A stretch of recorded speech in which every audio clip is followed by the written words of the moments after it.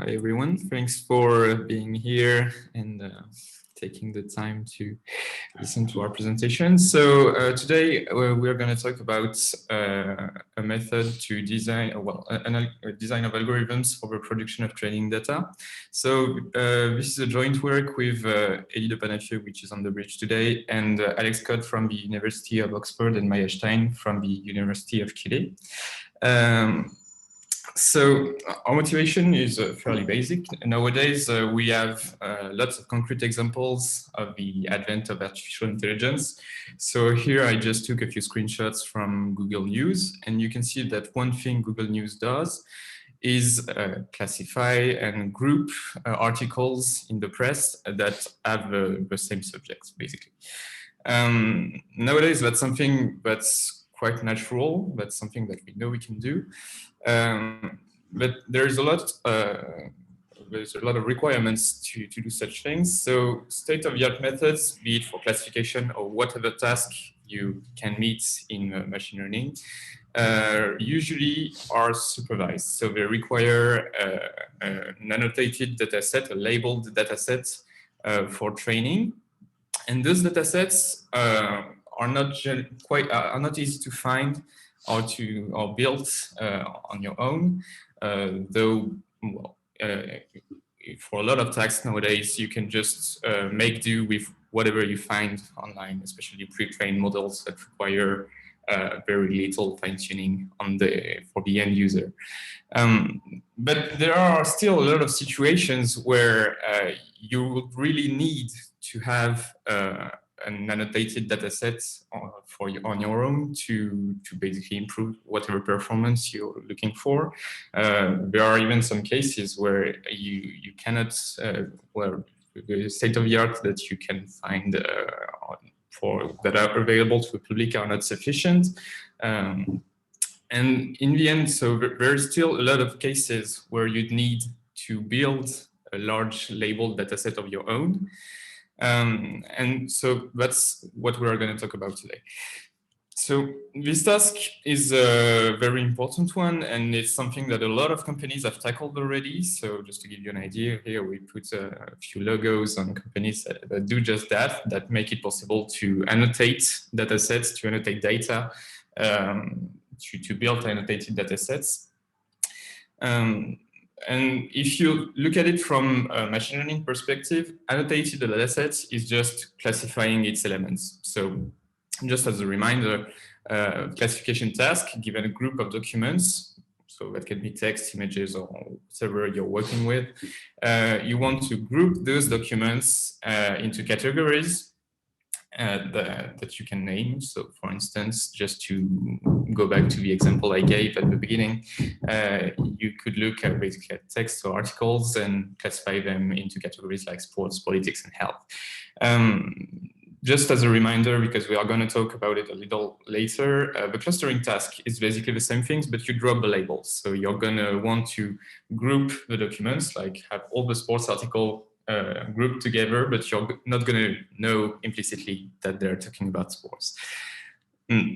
So you could say, okay, this is a classification task. I do machine learning, I can do it. But obviously, since the use case you have is to feed that data to machine learning techniques, machine learning models, you're not going to want to use machine learning models to feed machine learning models. So it's clear that humans are going to have to intervene at some point, and you're going to make human expert work to classify the documents you're looking at.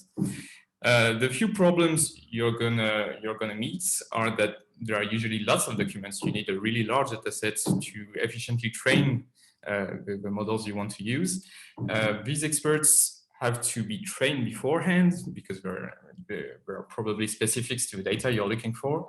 And in particular, there are probably many classes. There are lots of labels in your data in a typical situation. So one naive way to go around this task would be to give a document to an expert and ask him, okay, what's the class of this document?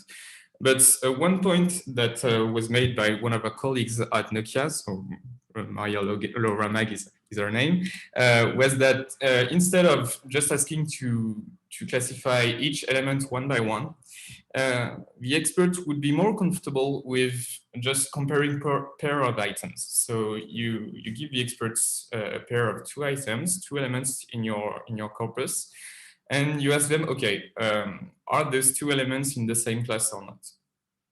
And so that's the setting we're using, we're in, and the main point then is to reduce the time that the experts spend on classifying the whole corpus. Sorry if you hear the hammer sounds, it's just my neighbors, but this problem we're going to solve using graph theory. So if that's not obvious to you how a graph arise in this situation, we're going to get right to it. So here we're going to go through a simple example. So your whole corpus is those 5 documents, and you want to classify them by topic. So you have your 5 documents here, and the corresponding graph is at the bottom of the screen. You're going to take the 2 items on the left and ask the experts, okay, are those 2 tickets, my sound has been disabled on one end, and on the other hand, audio is not working on my computer, are those 2 elements related? Are they in the same class?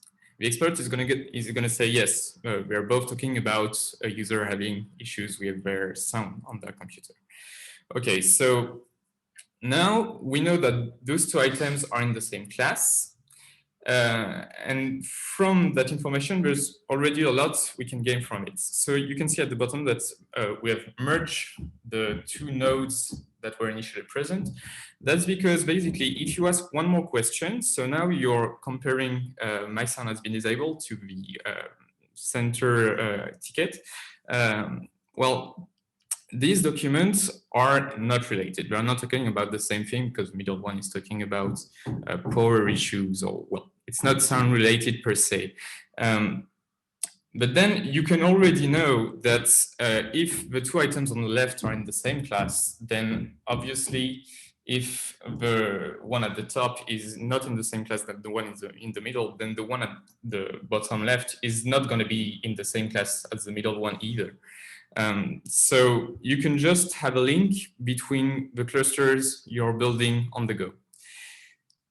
You can do the same on the other side, and, well, you can derive it in the other way around. You can first get a negative answer and then find that all your elements have that link with the middle one. So now we're not quite done. There's one question that remains to be asked. It is just, are items in cluster 1 and items in cluster 2 in the same class or not?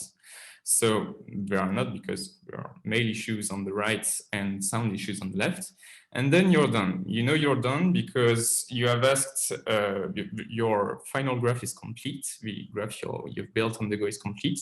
And you have a direct reading of the clusters of your documents. So here the 3 clusters are just the 3 blue rectangles.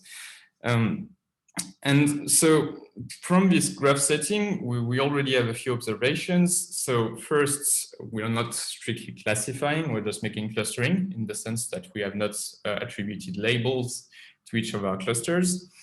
But for now, that's okay. We think it's a task that we could tackle later on, but most of the work has already been done by just clustering the items. So otherwise, it may seem like we're actually asking more questions that we would just classifying the items one by one. But it was really an interesting point that the experts prefer comparing pairs of items. It's easier for them. And even in this setting, it is possible to reduce the number of questions just by asking questions at random, for instance. One note for later is also that we could still use heuristics to guide our human experts, But we don't want to trust those heuristics because obviously they can make mistakes. And since we're seeking to have a training data set, we want it to be as accurate as possible.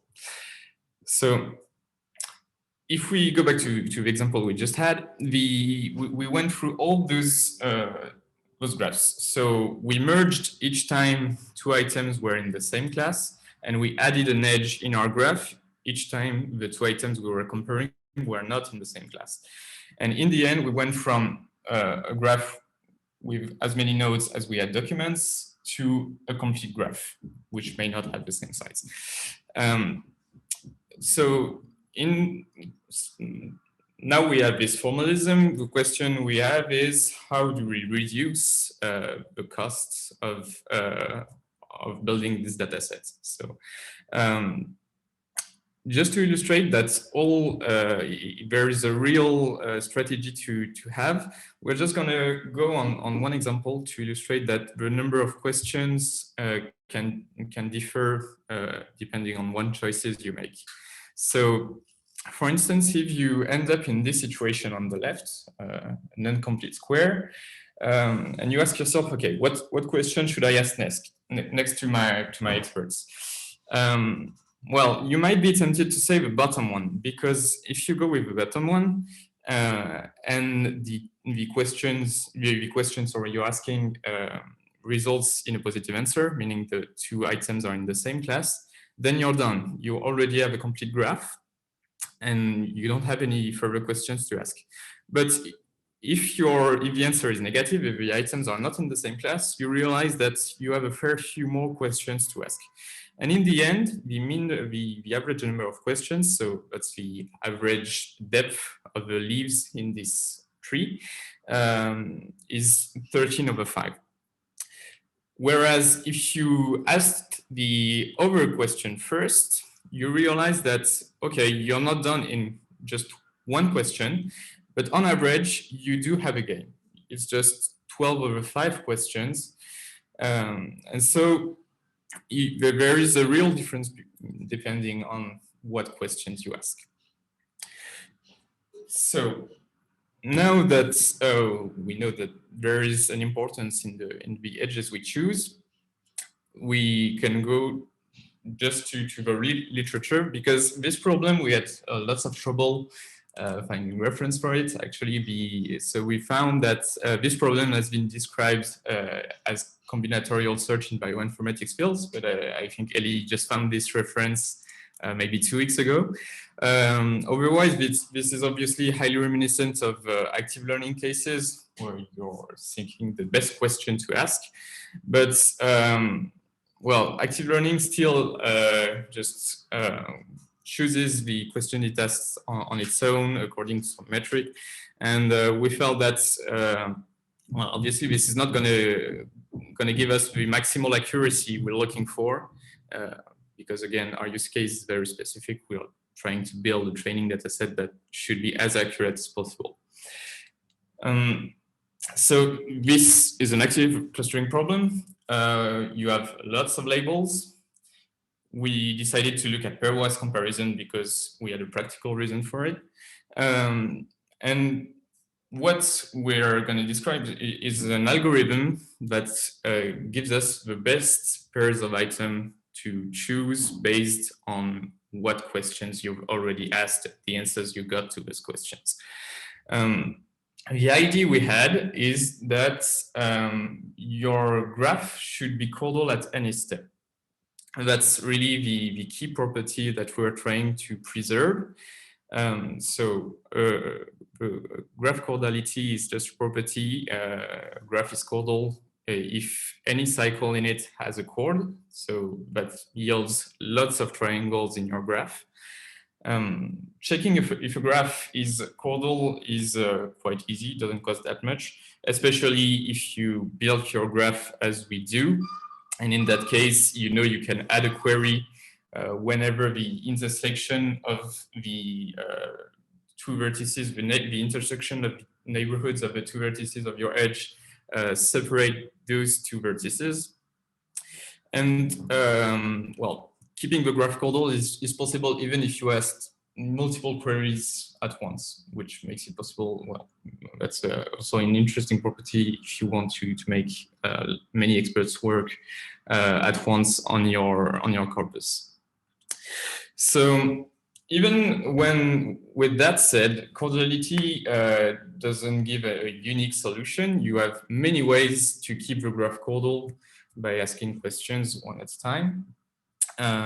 So there is still room for further optimizations.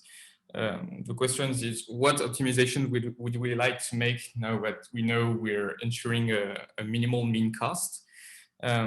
So here, the minimal mean cost we have is just asking the minimal number of questions. But if what we are looking for really is the time spent by the expert, for instance, we can make it so that the experts always have one text in common each time they are asked the questions, just so that that's one text less to read at each step.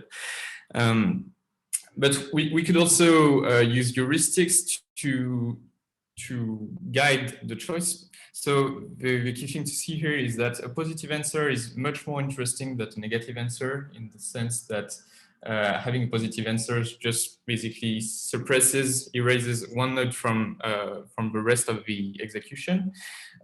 So if heuristics can guide us to what they think will be positive answers, that's very interesting. And it can be done even while preserving theoretical guarantees.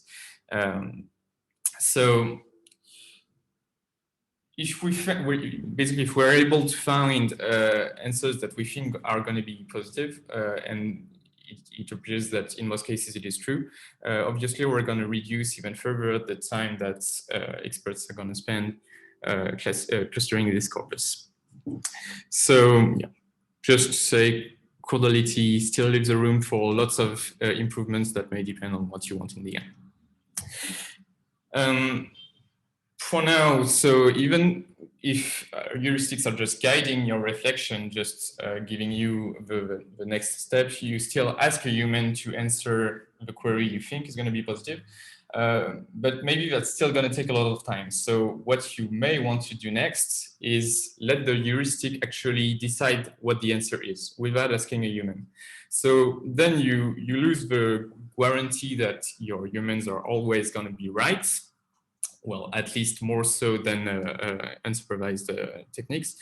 But if the heuristic is really confident, and then that's going to be something that has to be described, but if the heuristic is really confident in the fact that it's going to be right, that it knows the answer to one pairwise query, then it could be used to even further reduce the process, obviously, because, well, computers are much faster than humans. But if we abuse, if we let heuristics decide too much, obviously we're going to use a lot of the guarantees we have, and the accuracy of our final data set is going to suffer. So maybe there's a balance to be found between the two. So yeah. Maybe we'll come back, if time allows, to the proofs of the caudality, and I think Élie has also a bit on complexity. But just for now, the further improvements we'd like to make to what we have for now is basically, so we know that caudal choices give you a minimal mean cost. We conjecture, actually, we showed that the distribution of the number of questions is the same for all caudal algorithms. All caudal algorithms behave the same, but we're wondering if we can also go a little further and wonder if the distribution of the partitions you can end up with can be found, well, can be described in a simple way. It's constant.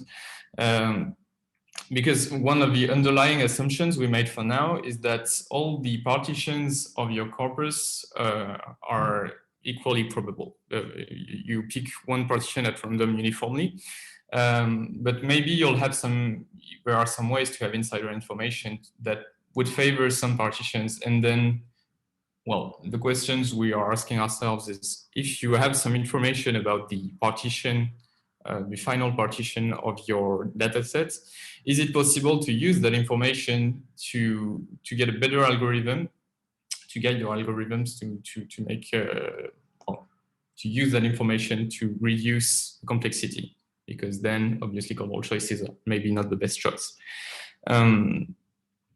One other assumption we could challenge is the fact that, well, for now we assumed the humans would always be right, that they'll never make mistakes. So that's also debatable.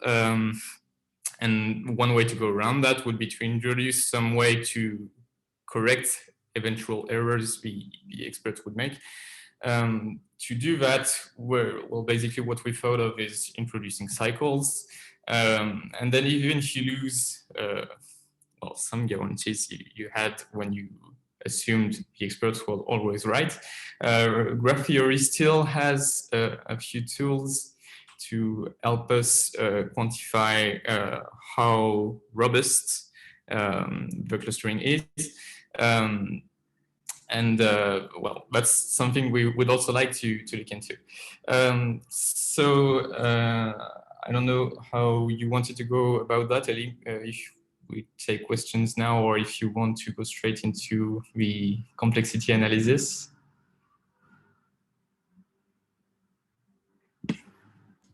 Maybe if people have questions, they can ask them now. And yeah, sure. Any questions? Okay, then I'm going to present the complexity analysis. Yeah.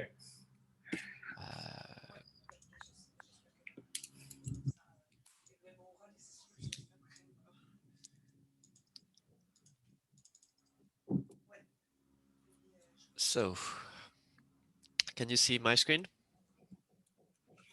Yes. Yes. Okay, perfect.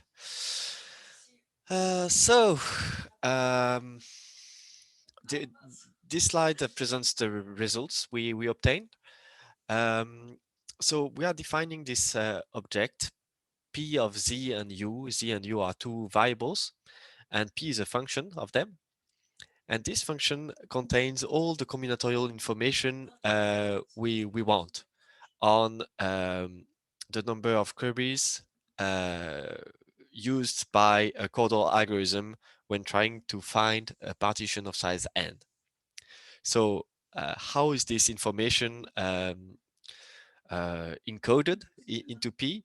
Well, in that way, so we sum for all partitions, U at the power the number of queries required by caudal algorithm to find P,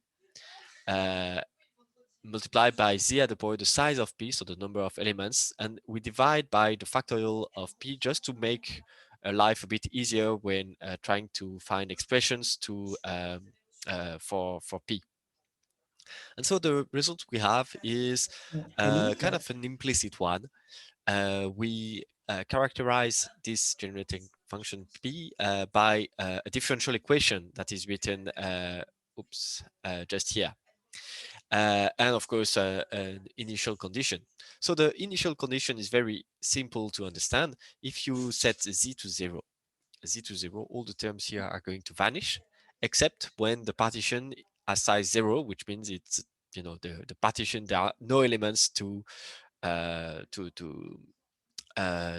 partition. And in that case, well, we need obviously 0 queries to ask. So we obtain U at the power 0, and this gives you this 1 here.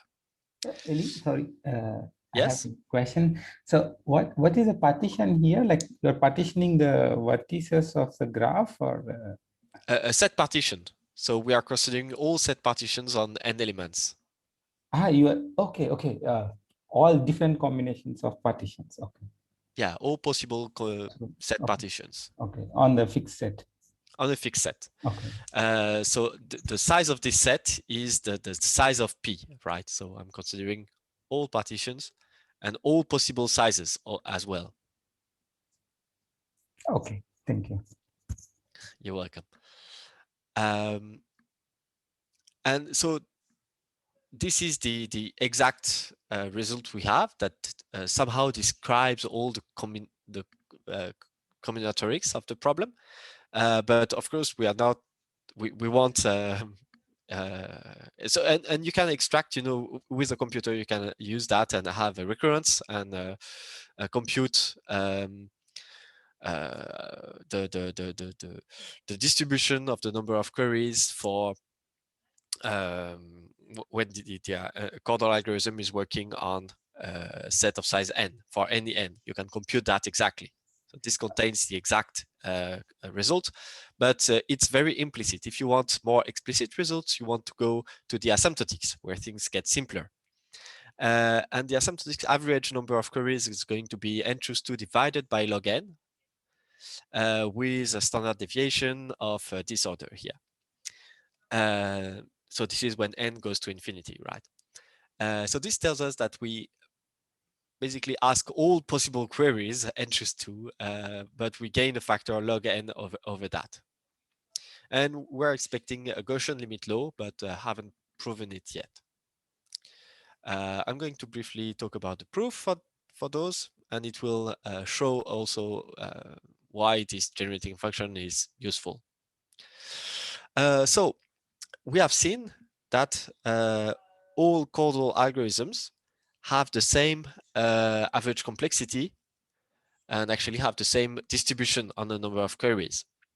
So to study those algorithms, we just have to study one of them, right? And we are going to choose it because it's simpler to analyze.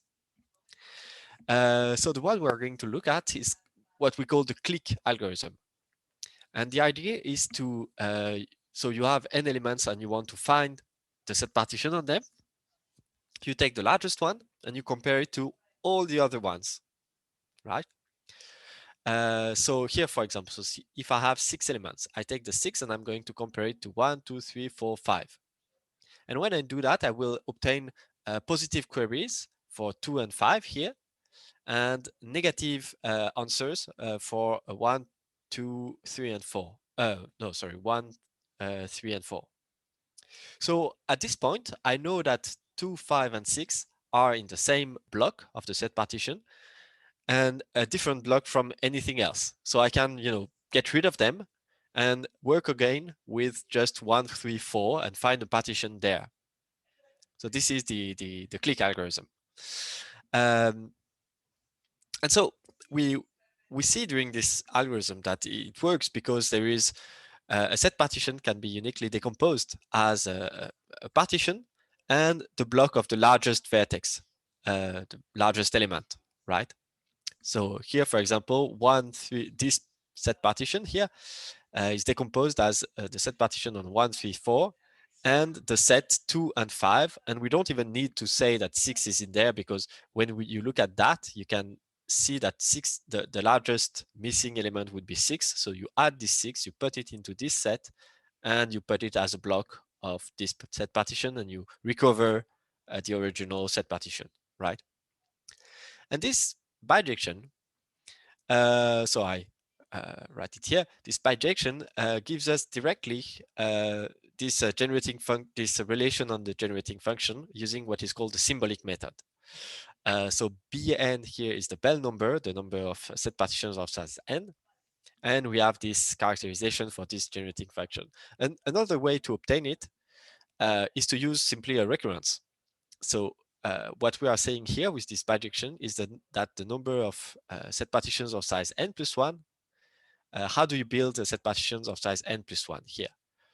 Well, you choose the size of your set partition here, of your set, let's say, no, of your set partition here. So it's going to be, let's say, k. You choose the numbers you are going to put in there. So n choose k, and then you choose this partition. That's bk, and then the other elements are going to be the block of the here of 6, right? So this gives you this recurrence, and if you multiply by z to the n divided by n factorial and sum over n, you obtain this differential equation. So nothing magical. This differential equation is just encoding in a nice way this recurrence. And in fact, here we have just worked in some way to express, the Bell numbers. But in fact, we know much more. We already know a much better result. That is that an exact expression. We don't need this differential equation here. We have an exact expression. We know that P of Z is the exponential of exponential Z minus 1. You can, again, obtain that, check that this recurrence is a solution of that, or you can obtain it directly using the symbolic method. But why I wanted to show you that is because now we are going to do the same thing, but adding one more variable to mark the variable u, to mark the number of queries.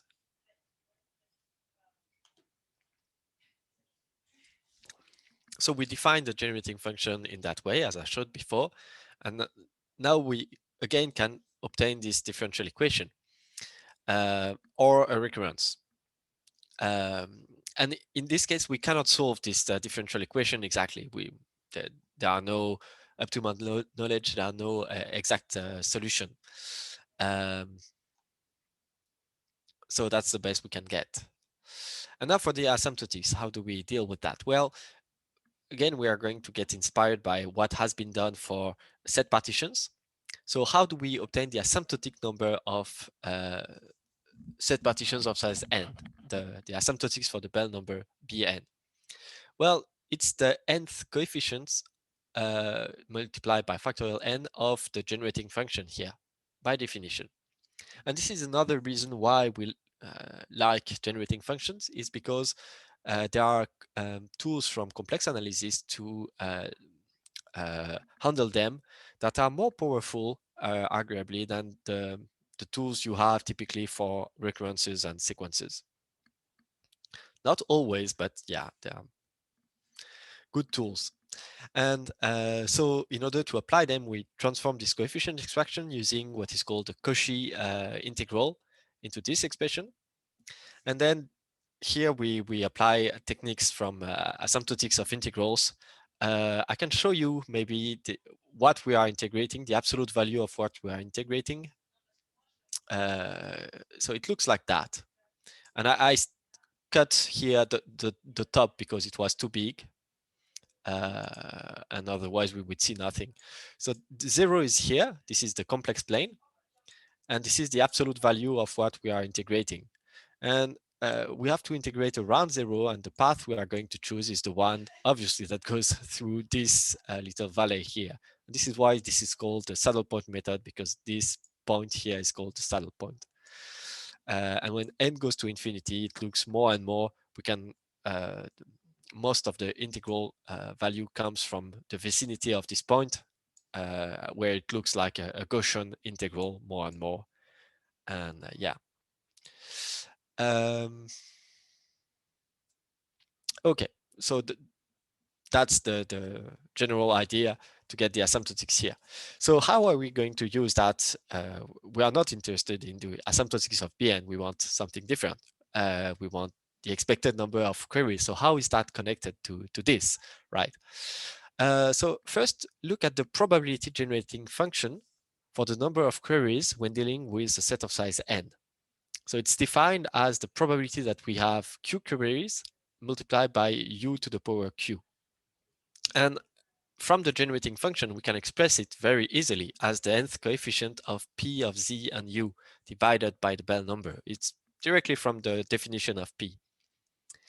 So we see that we obtain the probability generating function very easily, and from the probability generating function, by deriving at u equal 1, when you derive, there is a q going out and u equal 1 vanishes. So you obtain the expected number of queries, for example, and we could get higher moments in this by deriving again with respect to u at higher orders.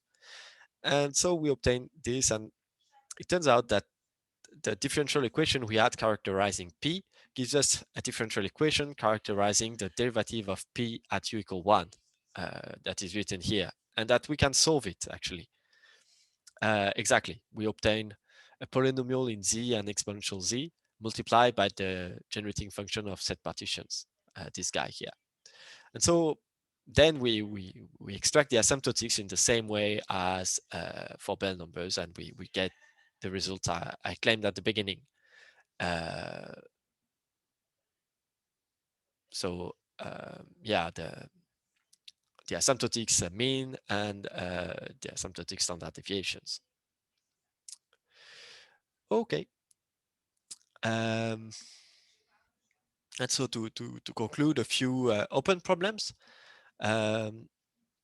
One is, so we dealt with, so we characterized algorithms that have optimal average complexity, average number of queries to find a given set partition using pairwise comparisons, but assuming that the distribution on the set partition is uniform.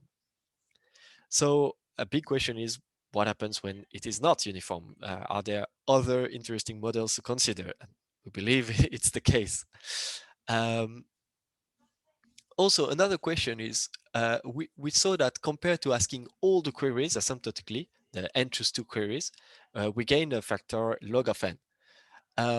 But asking absolutely all the queries is silly, because if you know 1 and 2 are in the same block and 2 and 3 are in the same block, you should not query if ask if 1 and 3 are in the same block. Obviously they are. There's transitivity going on there. So if you don't ask those trivial questions, how many queries do you expect to ask? But you do them randomly, apart from avoiding the trivial ones. How many queries are you typically going to ask? That's an open question. If you don't know that, caudality is the way to go. Also, if you messed up and asked non-caudal queries during the process, is it really hard to find the best query to go from there? We think it might be NP complete, and that will be fun to prove. And finally,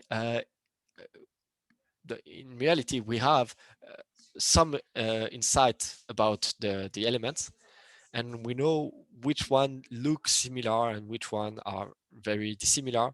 So we might try to use this information to reduce the number of queries further. And how to use that and how to design an algorithm that uses this information the best way possible is an interesting open problem.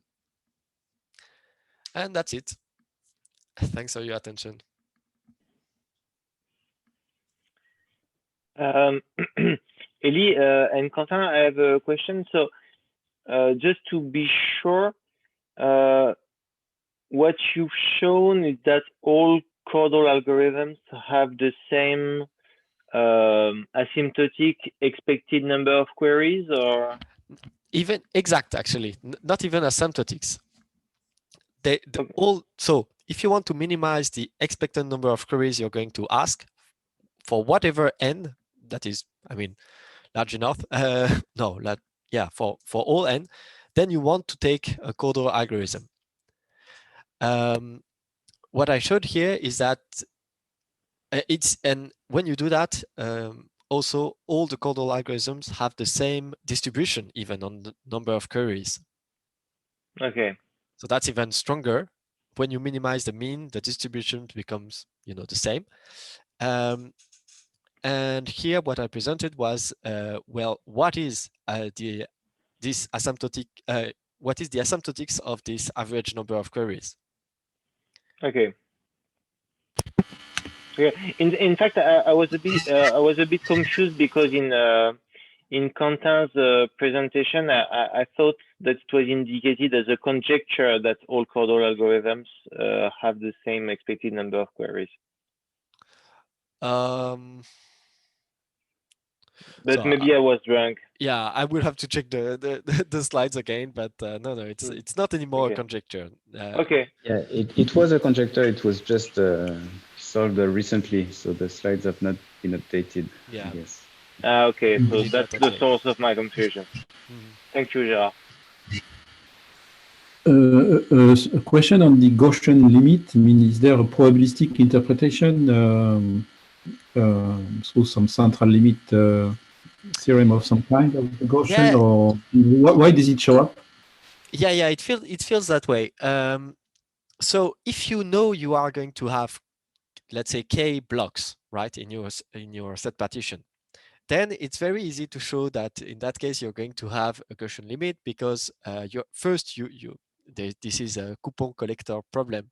You first have to discover that the k blocks, And once they are discovered, basically any new vertex you have is going to be randomly in one of those in one of those K blocks. So you have you are going to ask, you know, with each of them successively, and so the number of queries you are going to ask is a random variable that is independent from the previous one, and you are summing those random variables. And so yeah, of course, that's Gaussian. So that's simple, but that's when the number of blocks is fixed. If the number of blocks varies, then you have to take that into account. But this is the probabilistic intuition. Thank you.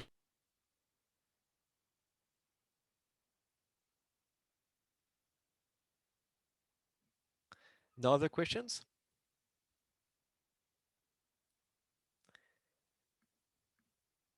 Okay. Thank you very much.